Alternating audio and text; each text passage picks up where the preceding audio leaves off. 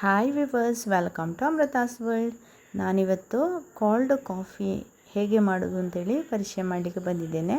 ಅದಕ್ಕೆ ಬೇಕಾಗಿ ಇಲ್ಲಿ ಕಾಫಿ ಪೌಡರ್ ತೊಗೊಂಡಿದ್ದೇನೆ. ನಾನಿಲ್ಲಿ 6 ಗ್ಲಾಸು ಬ್ರೂ ಕಾಫಿ ಪೌಡರ್ ತೊಗೊಂಡು ಕೋಲ್ಡ್ ಕಾಫಿ ಮಾಡ್ತಾಯಿದ್ದೇನೆ. ಅದಕ್ಕೆ ಪ್ಯಾಕೆಟ್ ಹೊಟ್ಟಿಸಿ ಎಲ್ಲ ಹುಡಿಯನ್ನು ಜಾರ್ನೊಳಗೆ ಹಾಕ್ತಾಯಿದ್ದೇನೆ. ಇನ್ನಿದಕ್ಕೆ ಅಗತ್ಯಕ್ಕೆ ಅನುಸರಿಸಿ ಸಕ್ಕರೆ ಹಾಕಿ ಕೊಡಬೇಕು.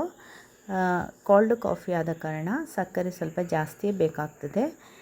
6 ಗ್ಲಾಸು ಅಂದರೆ ಕಡಿಮೆ ಅಂದರೆ ಒಂದು 12 ಸ್ಪೂನಿನಷ್ಟಾದರೂ ಸಕ್ಕರೆ ಹಾಕಿ ಕೊಡಬೇಕು.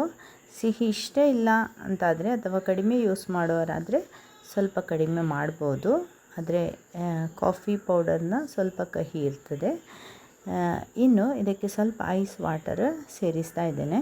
ಅದೇ ರೀತಿ ಕೋಲ್ಡ್ ಮಿಲ್ಕ್ ಕೂಡ ಸ್ವಲ್ಪ ಹಾಕಿ ಕೊಡ್ತಾ ಇದ್ದೇನೆ. ಇನ್ನು ಇದನ್ನು ಚೆನ್ನಾಗಿ ಒಮ್ಮೆ ಗ್ರೈಂಡ್ ಮಾಡಿ ತೆಗೆಯುವ. ಈಗ ನೋಡಿ, ಚೆನ್ನಾಗಿ ಗ್ರೈಂಡ್ ಮಾಡಿದ್ದೇನೆ. ಅದು ನೊರೆ ಬರೋವರೆಗೆ ಗ್ರೈಂಡ್ ಮಾಡಬೇಕು. ಇನ್ನು ಆಫ್ ಮಾಡಿ ಹೇಗಿದೆ ಅಂತೇಳಿ ನೋಡುವ. ಇಲ್ಲಿ ನೋಡಿ, ಈ ರೀತಿ ಗ್ರೈಂಡ್ ಮಾಡಿದ್ದೇನೆ. ಇನ್ನು ನಾವು ಸರ್ವ್ ಮಾಡುವಂತಹ ಗ್ಲಾಸಿಗೆ ಐಸ್ ಕ್ಯೂಬ್ಸ್ಗಳನ್ನು ಹಾಕಿ ಕೊಡುವ. ಇನ್ನು ಅರೆದಿಟ್ಟಿರುವಂತಹ ಮಿಕ್ಸರನ್ನ ಎಲ್ಲ ಗ್ಲಾಸಿಗೂ ಒಂದೇ ರೀತಿಯಾಗಿ ಹಾಕಿ ಕೊಡ್ತಾ ಇದ್ದೇನೆ. ಮೊದಲ ಬಾರಿಗೆ ನನ್ನ ಅಮೃತಾಸ್ ವರ್ಲ್ಡ್ ಎನ್ನುವ ಚಾನೆಲ್ ನೋಡೋರಾದರೆ ಖಂಡಿತವಾಗಿಯೂ ಸಬ್ಸ್ಕ್ರೈಬ್ ಮಾಡಿ, ಈ ವಿಡಿಯೋ ಕೂಡ ಲೈಕ್ ಮಾಡಿ. ಇನ್ನು ಇದಕ್ಕೆ ಕೋಲ್ಡ್ ಮಿಲ್ಕನ್ನು ಈ ರೀತಿ ಸೇರಿಸಿ ಕೊಡುವ. ಈಗ ನಮ್ಮ ಕೋಲ್ಡ್ ಕಾಫಿ ರೆಡಿಯಾಗಿದೆ.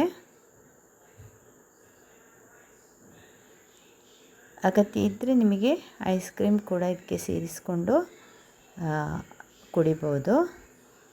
ತುಂಬ ಟೇಸ್ಟಿಯಾಗಿರ್ತದೆ. ಈ ಬೇಸಿಗೆಗಾಲಕ್ಕೆ ಮನೆಗೆ ಯಾರಾದರೂ ನೆಂಟರೆಲ್ಲ ಬರುವಾಗ ಈ ರೀತಿ ಕೋಲ್ಡ್ ಕಾಫಿ ಮಾಡಿಕೊಟ್ರೆ ಅವರಿಗೂ ಇಷ್ಟ ಆಗ್ತದೆ. ಎಲ್ಲರೂ ಟ್ರೈ ಮಾಡಿ. Thank you for watching.